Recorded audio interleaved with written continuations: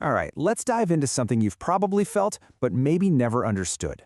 That bizarre moment when you're under a ton of pressure and your brain just stops.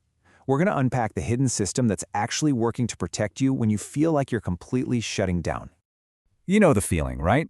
Some major crisis hits, a high-stakes moment, and instead of laser focus, you just feel slow, almost like you're moving through mud, disoriented, frozen. It's super frustrating, and it makes you wonder, what on earth is going on in there? Well, here's the big twist. That feeling, it isn't a bug in your programming. It's not you failing the test. It is, believe it or not, a highly sophisticated, built-in feature designed to keep you safe. So, we need to completely redefine what's happening. This feature actually has a name: psychic adaptation. And no, this isn't about passively giving up. It's an active, incredibly powerful process happening inside your mind. Think of psychic adaptation as your mind's own internal stabilizer. It's doing some really intense, dynamic work behind the scenes, creating new automatic reflexes to handle whatever new threat you're facing. Its number one job? To maintain your mental integrity, to hold you together when the world is trying to pull you apart.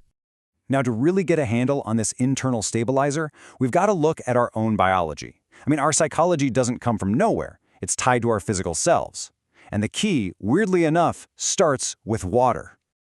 That's right. The average adult human body is about 60% water. And this is way more than just a fun fact for trivia night.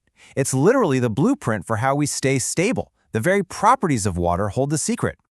You see, water has this secret weapon called thermal inertia.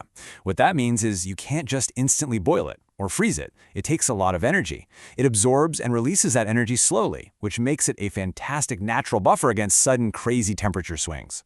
And here is where it all clicks together.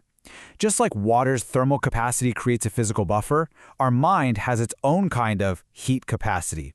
This creates a deep reserve of stability. It prevents what you could call psychic shock, that feeling of shattering emotionally.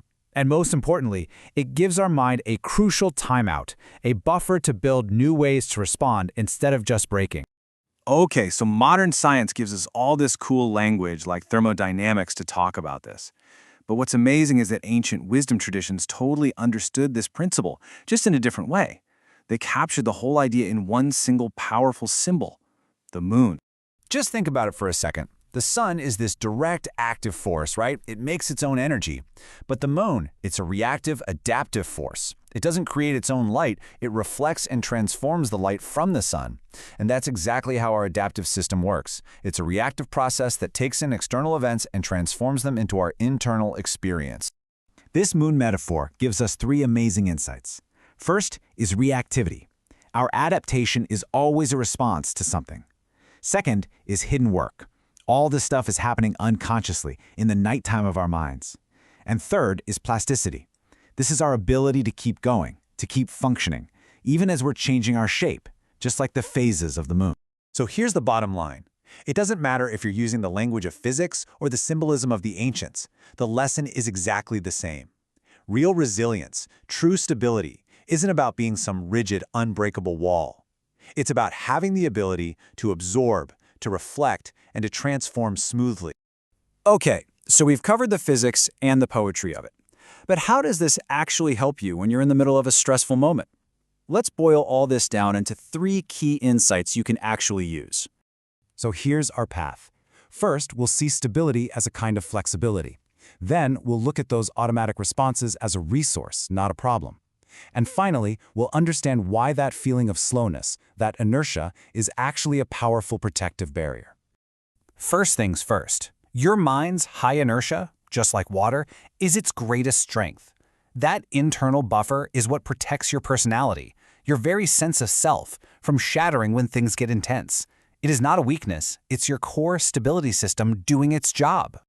Second, that foggy, disoriented feeling you get in a crisis, that's not a sign that you're confused or lost. It's a sign that your system is busy.